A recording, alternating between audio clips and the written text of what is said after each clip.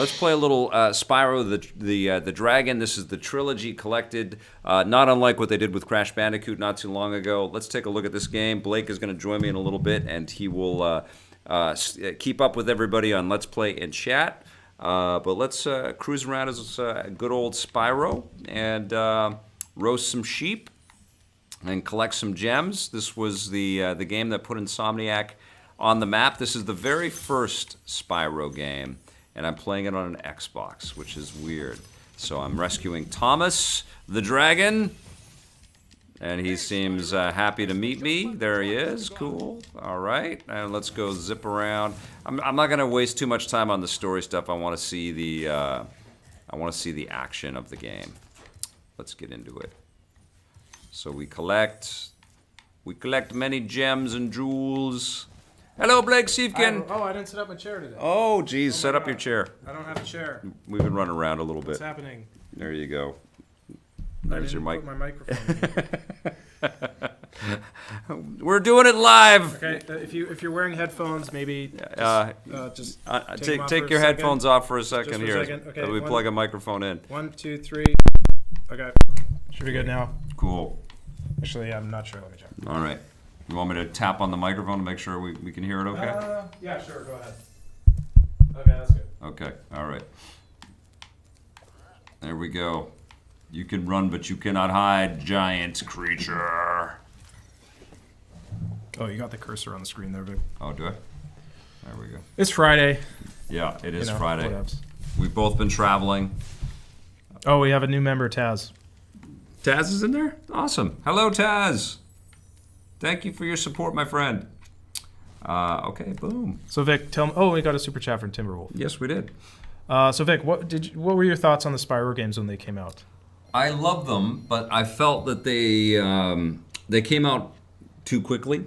You know, boom, boom, boom, boom. And I started to see these were the days when you could see the level design much easier, right? So they also, I just felt like the world all just sort of curved in on itself a little bit, and it wasn't as, I mean, I thought they were super cool and funny. I think that's what I really dug the most about it, was that they were funny. They certainly got a little bit more expansive, and there was more variety in the gameplay as they went along.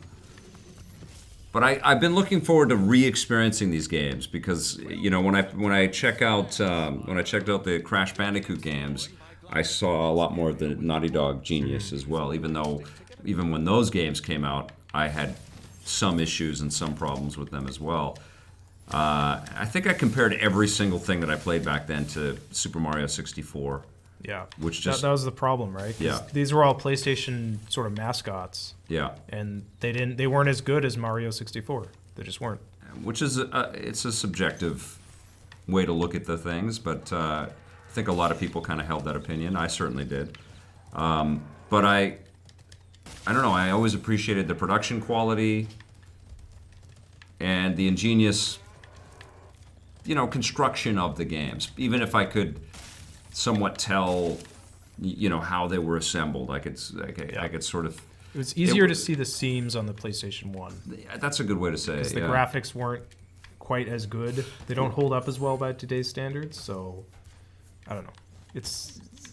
Yeah, they felt, I mean, just slightly less magical than Nintendo's way, or even Rare's to me at that time. Yeah, and that was my feeling about the game when it first came out. Back in the day, because my dad had a PlayStation, I had the N64, so I played, I think the first or maybe it was the second Spyro. I played one of them, and I just remember, like, with a lot of those old PlayStation games, just sort of not getting into them because they didn't feel right somehow. Like, it might have been the graphics, because the graphics weren't that good. I remember even at the time thinking they were kind of bad, especially compared to the N64. Right. You know the way people look back on old PlayStation 1 games and a lot of them don't hold up? Yeah. I felt that way when they first came out. So right. I don't know if that was just me. But yeah, something about the game just felt weird. I mean, one of the things that the PlayStation 1 games had were they had a lot of texture.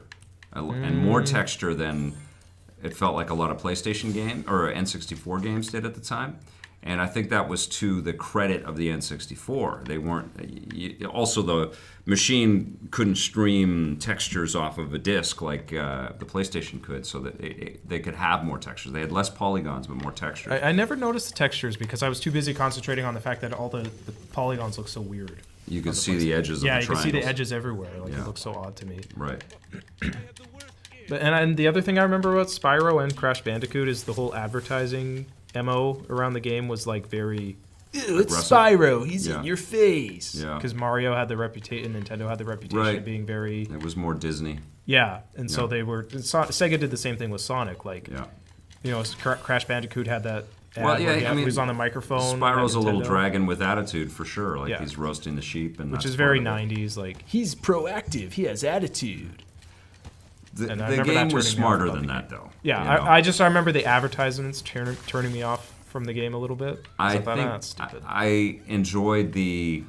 It's funny because they were almost in competition with each other, right? Like Crash and Spyro, and then it was Ratchet versus Jak and Daxter. And I think I enjoyed the Crash experiences a little more than the Spyro experiences. And then I liked the... Overall, I think I like the Ratchet experiences a little more than the Jak and Daxter experiences. I mean, they were all solid, and Sly Cooper was in there too. They were in that mix for a long time too. I am looking forward to playing this though. I want to see it again for sure. And just, I mean, that's what we're doing. Because it's not, for all the criticism, it's not a bad game. I don't know. We got a $2 super chat from Blabler. Oh, thanks, buddy. Been busy lately, so here is a little gift. That's very sweet. Any questions? Any comments? Yes, comment from Adrian Leon. I remember you were greatly disappointed with Spyro Enter the Dragonfly. I guess you and Tommy would have reviewed it. That was the reboot, I think. Is that the like the Xbox 360 version of the game where it had let me see, much improved visuals, but... Yeah, I feel like Crash got its hooks into me in a bigger way than Spyro, but I also did appreciate a lot of what the Spyro stuff was offering too. Yeah, the game was infamously panned by critics due to its short length, poor controls, lack of content, bad frame rate, and numerous bugs. Xbox 360? Yeah. Yeah. PlayStation... Oh, no, just PlayStation 2 and GameCube. The Xbox version was... Oh, okay. Xbox One was canceled. Oh, okay. Who was doing... They didn't. I mean, they made a lot of Spyro games, right? And then they started to roll them into Skylanders, and they tried a lot. And I think the original 3 are probably still the strongest. Okay, so this is kind of the big hub world. Sorry, I'm moving the camera all over the place. Question: will you be reviewing RDO when it goes live? Red Dead Online, absolutely. I can't wait. You never... How much did you play of GTA Online? Not tons. Not tons. I want to play more, but... I'm super curious to see if it does as well as GTA. Yeah, me too. It's not going to do as well. How do you feel about Red Dead? How far are you I concur with a lot of your review. Yeah. That it's very bloated and very long. And let's not get into I think there's a content to be made about the spoiler content in there. Okay, I'm not going to say anything about the story. There's a video to be made about that. My whole beef with the game, and you touched on this briefly, but my biggest beef with Red Dead Redemption 2 is that the game, to me, constantly feels like Rockstar is forcing me to play the game the way they want me to play the game. Yeah. And the thing I like about the GTA games is you can do them fast, you can do them slow, you can rush through them, you can take your time, you can play it however you want to play it. Red Dead Redemption 2 feels like Rockstar is saying, no, you have to play it the way we want you to play it. And I don't like that. Like, the game is constantly forcing you to slow down at times where I would rather go faster. I jumped in last night after being away from the house for a week just to, tool around a little bit. And it's so beautiful. It's so stunning. Yeah, but honestly... Not to dismiss that, but like what I hate about Red Dead. Here's the thing, Vic. Redemption okay, it's beautiful, 2. But how it's just trees. Yeah, it's not like I look at it. I think Grand Theft Auto 5 is a much better looking lighting game. And I think GTA 5 is a better looking game because they there's more to look at. I don't know, man. Red Dead Redemption 2 is just trees and water and rocks. Over and over again. Pretty hard It's to... hills and grass. Okay. There's very little visual variety. And you do get a little bit of that in Grand Theft Auto. Yeah, but in Grand Theft Auto, there's no two buildings that are exactly the same. In GTA 5, anyway. It just felt like there's more variety in that game. I don't know. Red Dead Redemption 2 just feels like I'm not saying it isn't beautiful. It's okay, how many trees do I really need to look at? Right? Yeah. I don't know. I haven't gone back to Grand Theft Auto 5 in a long time, but yeah. Anyways. Did you play it on the PS4? Because it's gorgeous on the PS4. Yeah, I played it on PS4, played it on PC. Question? No, another one. In fact, Spyro 2 included a demo to Crash Team Racing and Crash Bash on Spyro 3. Which one? On Spyro 3, I had Crash Bash. Crash Bash. Okay, yeah. Yeah, you remember that when you got demos for games on other games? Yeah. That was cool. They should bring that back. Well, I mean, now it's all betas. Question: what other games would you guys like to have remade from the 90s? That's a good one. Half-Life 1? I wouldn't mind something like Body Harvest. Metal Gear Solid 1? That would be pretty good. That would be a great game. Wave Race. Crash Team Racing would be amazing. I would love to see that done properly. I would honestly love to see Naughty Dog do Crash Team Racing. I want Metal Gear Solid 1 remade. Metal Gear 1 would be great, yeah. Yeah, with not just with camera control, but I want the game itself to be less linear, which is so like playing. But still, like it's just the base, and yeah. that's the What whole I game. want is an open world game, but the open world is very small. Okay. It's confined to that one base. You know what I mean? Yeah. Like, because why does an open world always have to be a big open world? Have it an open world, but one base, and the areas just around it. And with lots of interactive little elements within that base. Playing Metal Gear Solid 5. This looks great. Playing Metal Gear Solid 5 made me want that for that kind of level design, and mentality, but for Metal Gear Solid 1. Right. An environment like that. Because infiltrating the bases in 5 was the most enjoyable part. Yeah, like a more contained version of Metal Gear Solid 5. Right. Basically. I think that would be cool. That's a good idea. Come on, Spyro! Question from Taz: how was the food at the Just Cause event? It was pretty good. They had. It was more breakfasty. They had, yeah, because we were in the morning one, so they had Danishes. I had a lot of they had bagels and muffins and stuff, and the Danishes were really good. They had 3 different kinds of Danishes. I pretty much played the game the whole time. Yeah. That's pretty much all. And then you guys stopped me and said, "Okay, you got to go talk to these guys now." And I was cutting stuff, so Yeah. they had a raspberry Danish and like the white kind of Danish with the white filling, and then the lemony kind. So I had 3 of those. I had a bagel, and then they had sandwiches later. The sandwiches were pretty good. I love that you're rescuing dragons. I'm gonna play this with my daughter. I think she's gonna love it. What do you guys think of Spyro? Is Spyro one of your favorite memories of the 90s? Was it one of your favorite franchises from the PlayStation 1? It's not too Are you many. getting this? Are you excited about this game? Do you have it already? E-Tank 2, I still think Spyro is king over the others mentioned. I mean, there is a uniqueness to this, and I remember thinking that at the time, the four-legged quality, we really hadn't played as like a creature like this, you know? Oh, Matthew Winstone has a question. Yep. Did they change the physical copy to include all 3 games? Because remember that was a... Yeah, we don't know. They sent us codes. Yeah, we have the digital version. Yeah. So I'm not sure. I think you still had to download stuff.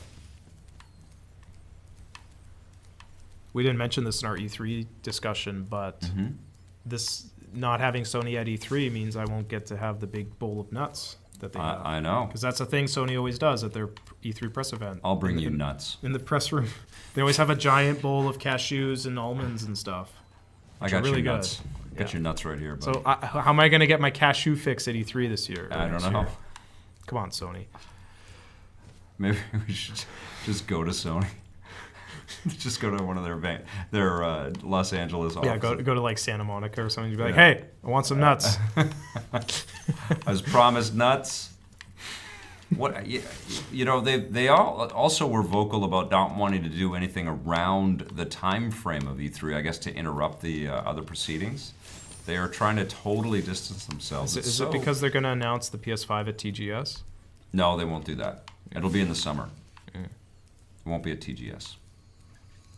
I think they will have a North American event. Oh. They might do the movie theater thing.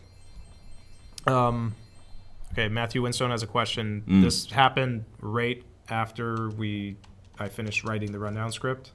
So we didn't talk about this earlier, but there was a story that Microsoft is apparently, the rumor is that they're prepping, drive. Yeah, prepping an Xbox One with no disk drive. Yeah. So it'll just be streaming and download. What are your thoughts, Vic? It's the future. It's the future. I think that we are looking at a very...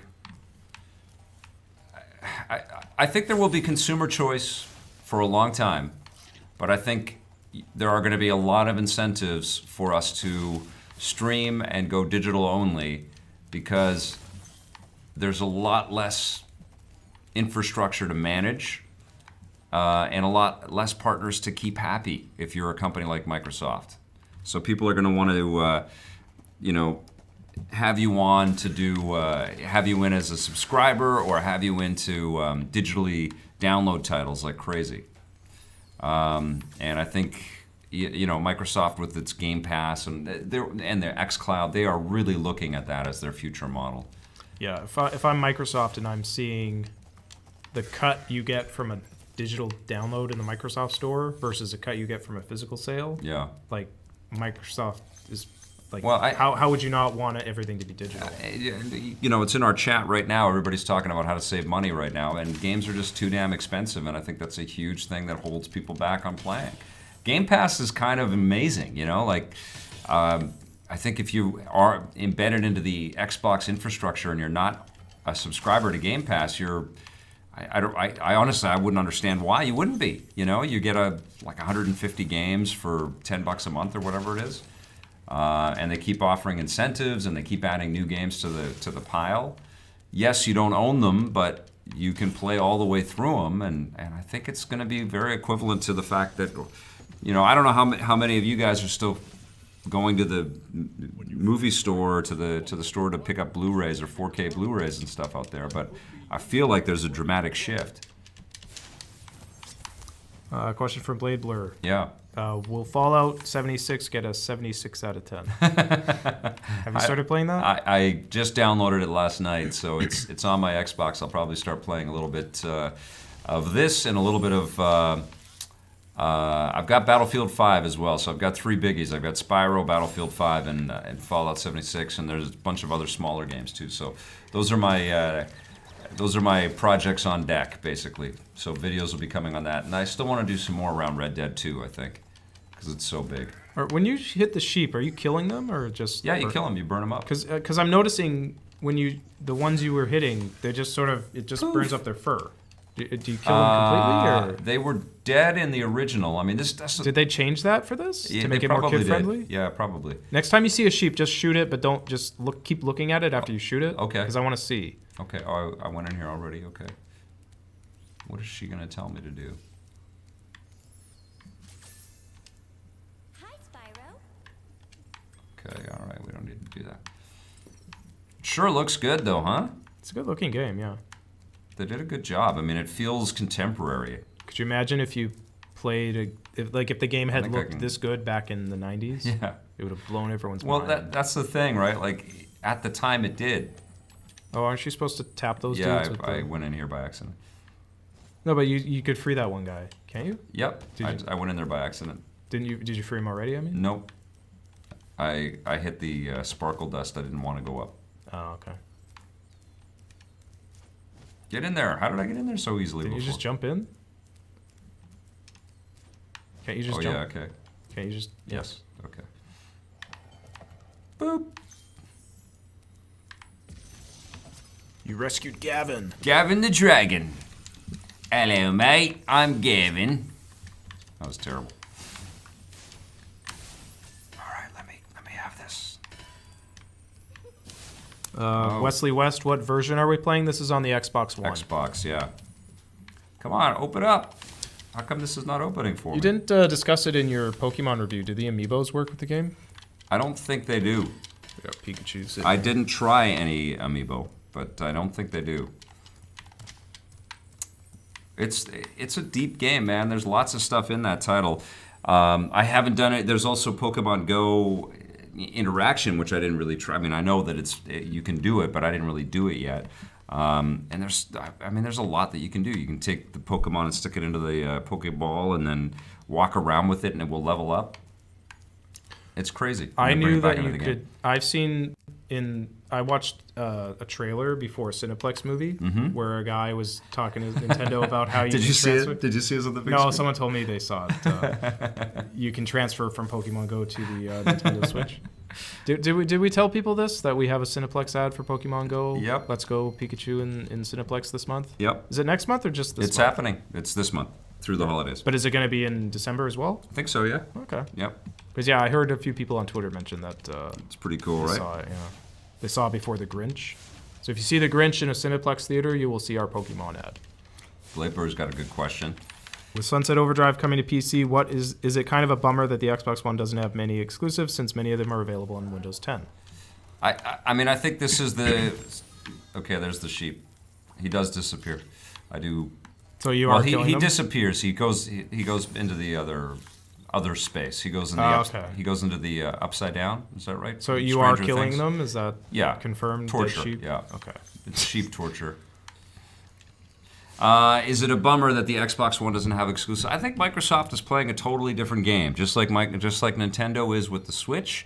I feel like they are their own industry now in the gaming space. Yeah. They're saying, okay, well, we're not going to beat PlayStation head on with what they're doing. We can keep adding development teams to build us some exclusive content, but we're not going to out-install base them. So let's give, our partners and our first-party titles as much reach as possible, so that we can affect kind of gamers culturally that way. And if it's going to be a third the amount on the Xbox One platform, then let's find some other ways that we can reach people.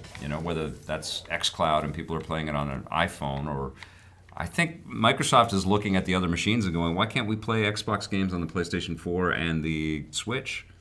Which I think is going to be weird, but also a sign of the times. Like, I feel there are very few reasons why we need to gatekeep content. It should be available everywhere. That's the thing. To Blade Blur's question, is it a bummer that it's now on the PC, so that it's not an Xbox One exclusive anymore? Well, it doesn't add anything to Xbox One gamers who already own the game if they to be able to say that no one else can play it but them. I think it's You know a what I bummer mean? that there aren't more Microsoft-funded exclusive games. Sure. But it like, sounds like that's what they're of attempting course. to deal with right now. Making a game a platform exclusive just so that the people on that platform can say it's exclusive to us and no one else, like, that doesn't really make the game better. You know what I mean? Like, it's just, it shouldn't, I wouldn't see it as a bummer. Well, myself. What it does do, though, is that it gives the people that build that software an opportunity to build with the highest specifications of that particular hardware. Okay. And there's also usually an extended amount of investment that goes into the building that software that if you look at Spider-Man and God of War, that make it stand out against the third-party crowd, but even other first-party titles. There is this kind of level reached when companies invest in that manner. And I feel like that's what Microsoft has got to do, but I think it's up to them, because they do own the Windows operating system platform and the Xbox console platform, to utilize as many different ways as they can to put that put those products into as many homes as possible. I think it's as somebody that has an Xbox and PC, I think it's kind of cool that there's a library that I've been building that I can sort of play on whatever platform I want. I don't currently have a good gaming laptop, but when I do get one, I think it's going to be pretty rad that I'll be able to throw, Gears of War on that, or a Forza game on that, and have that kind of an experience on a Windows machine. I think that's pretty cool. Blade Blur says, again, it's about the investment, spending money on a system. You want to feel great that you got something awesome like Breath of the Wild with the Switch or Spider-Man with the PS4. Yeah. But I don't feel that. Like, I really don't. Like, it. I feel like all of them eventually, guys, it's going to be Nintendo and PlayStation. They will all figure out how to Netflix their material Yeah. across a That's lot the of future. different platforms. Like having it only buying the Switch just so you can say, I have the Switch now, and this particular game or this library of games that's Switch exclusive can only be played by people like me who own a Switch. I don't see that. Like I really don't. Like, what does that add to your experience as a gamer? Well, I'm Like if everybody who's playing and enjoying Spider-Man on the PS4, right? What does it take away from that if all of a sudden Xbox One gamers could play that game? It doesn't change anything for you on the PS4. I think with cloud computing and always connected devices and screens in every direction, I think it's only a matter of time before there's going to be some really big major tectonic shifts in the way that games get distributed out there. Microsoft's trying to be first to the party with that, and we'll see if that works out. I think that's why they're investing so heavily in new studios Totally. to presumably make new IP. Because that's the future. The only value is going to be in your IP. Yeah. Because hardware will be so ubiquitous. Yeah. Like Nintendo's got a good footing there because their most valuable asset is their characters. They'll always own that, but and Sony kind of has a little bit of IP. They have a lot of IP. Sony's they got have God a of War huge and Uncharted. first party, a huge first party lineup out there. Not like Nintendo though. I have to go, my friends. I've got a kid to go and pick up. So that's going to do it for our rundown today. Okay, bye everyone. Or our EP live for today. But that was a nice little taste of the new Spyro trilogy. I'll be playing some more of that. There will be a review of that coming in. Thank you all for joining us today and for your great questions and comments. But yeah, that's definitely a big topic, Blabler. We'll definitely be talking about that some more for sure. All of us will. All right, you guys, thank you so much for watching. Have yourselves a phenomenal weekend. Get caught up on our content if you can. Hit subscribe, hit that little bell, hit that join button if you're so inclined.